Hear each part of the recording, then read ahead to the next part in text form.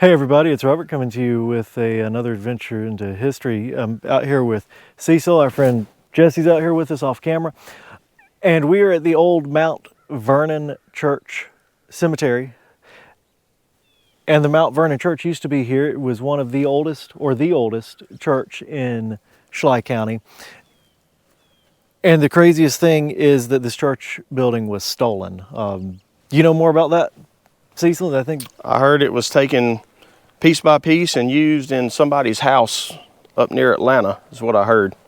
That's crazy. So they come out here one day and it was just gone. Somebody disassembled it. You got the sign that says behind the cedar tree, Mount Vernon, still holding on. And did you steal the church? That is just, out of all the things, we've talked about grave robbing and that sort of thing a lot, but I just never heard of anybody stealing a church. And it wasn't a very big building, but someone sure enough stole the church. Are there pictures of this building? There's one in the history book. Okay, cool.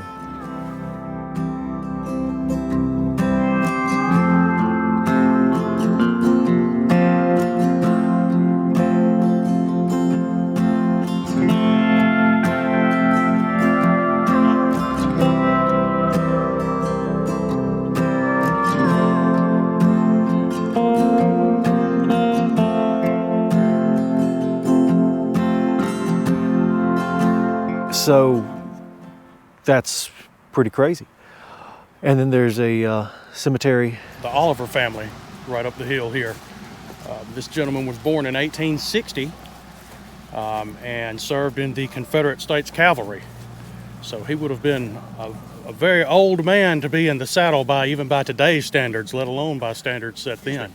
1800. 1800, gotcha. I misspoke. He's born in 1800 and he's going to be right. That was his son.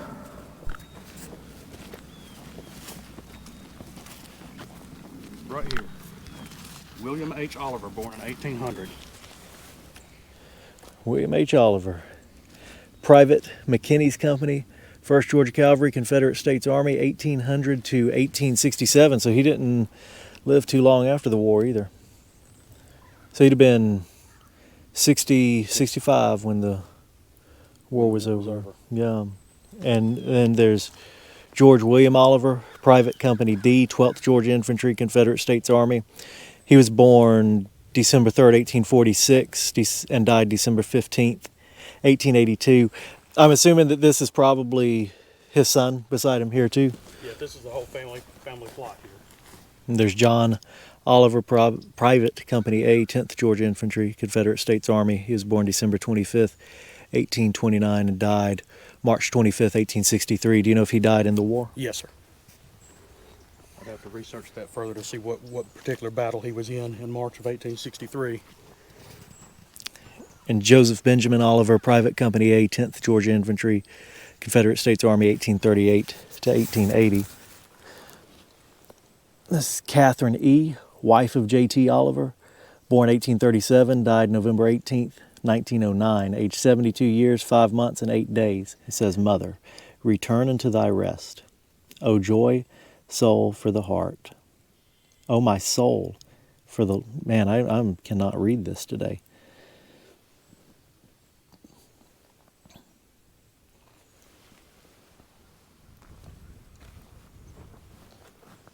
John T. Oliver, born December 25th, 1829, died March 25th, 1863. So that's his civilian marker there.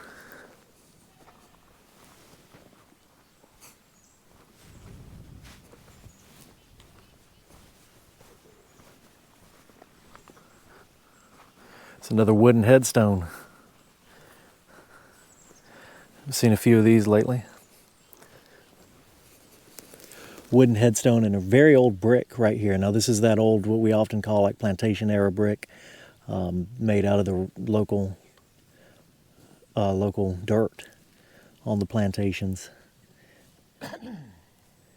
And at the wooden headstone.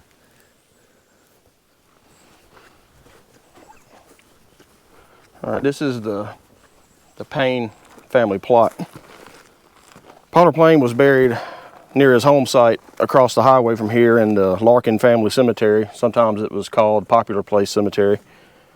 But back in I believe it was the 70s, a member of the family and his son searched for almost a year before they found the cemetery. They located it. They came back the following summer, actually uprighted this monument, reassembled it, and cleaned it at the other place. Well, a member of the family decided that it needed to be here, so they moved the monument but left the burial over in the other cemetery. So now he's unmarked over there, and his monument is Right. in this one. So he had a nice marker, and now he's unmarked. And he's still got a nice marker, just in the wrong place. So this is a beautiful, beautiful marker, though. There's a lot of detail on it. It says Pollard Payne, born August 16th, 1786, died September 4th, 1856. As I am now, so you must be.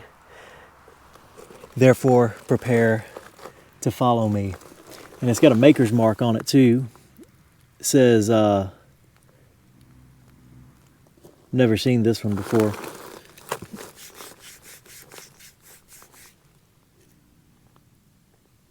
Summers & Co. from Americus. Summers & Company from Americus. Similar to some of the monuments that were made in Columbus, too. That's pretty neat. That's the one that they moved the marker, but not him. It's too bad that, I mean, if they wanted to move the marker, should have at least put a pillow top or something in there, a little granite marker or something to preserve it.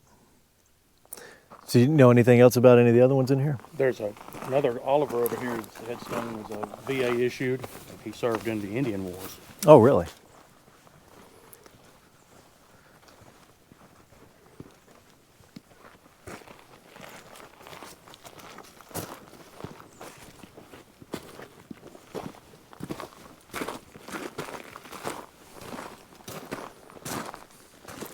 Here it is, John S. Oliver, Private Company O, 1st Regiment, Georgia Infantry, Indian War. Born 1812, died 1890. Now, I'm assuming that would be the Creek War, the 1936 Creek War, probably? Best I can surmise, yes. Yeah. I can't remember another one that I've seen. So I'll look at this one back here, too, while we're here. So there's another one right here that looks pretty neat. Cross and the crown on the top. To my wife, Matilda, wife of S.E. Lamb, born January 14th, 1845, died May 9th, 1907. John W. Gilmore, born December 6, 1846, and died January 12th, 1891. Got the Bible on the top.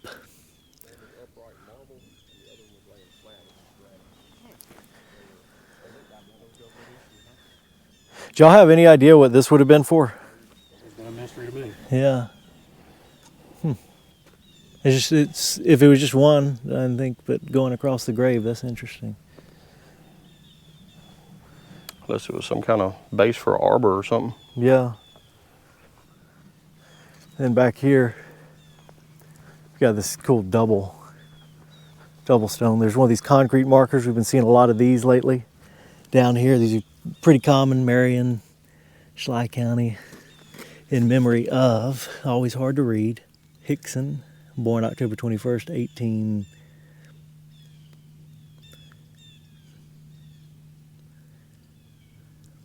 hard to read. It's the first time I've seen that too, is the VA markers set in concrete bases. It's Henry F. Fulford. If I said that right. Company A, 10th Georgia Infantry, CSA. And here is his civilian marker. March 8th, 1844, died May 3rd, 1899. An honest man, the noblest work of God. and Amanda C. Y., his wife. She was born November 23rd, 1841, and died April 24th, 1906. A precious one from us is gone. The place we loved is still. I always like these double monuments like this. I've seen a few of them.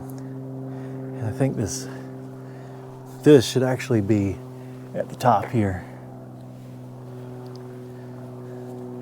But it's fallen off. Well, this is a neat place. And I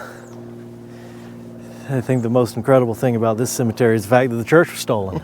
That is just, that's something else. I've never heard of such. But you were telling me earlier that this happened before out here. The old courthouse in Concord was stolen. Yes, sir, that's a fact. It was once relocated with unauthorized relocation. Right? But it was recovered, found its way back, and where it sits now, it's a little further off the road from its original location. But yes, it was stolen and recovered all in one piece. Where was it found? Do you I know? have no idea. Yeah. And when was it stolen? 25 or 30 years ago. Yeah. And when was this church stolen? Before I was, I mean, it'd have to be before I was born. I was born in '81. Gotcha. So these were... I've never seen it, so Right. it's been gone all my life. Well, that's... stealing buildings out here is... that's just something else. All right, everybody, I hope you enjoyed seeing this place. And, you know, if you know what happened to the church, you know, just call 1-800-CRIME-STOPPERS. We'll see you next time.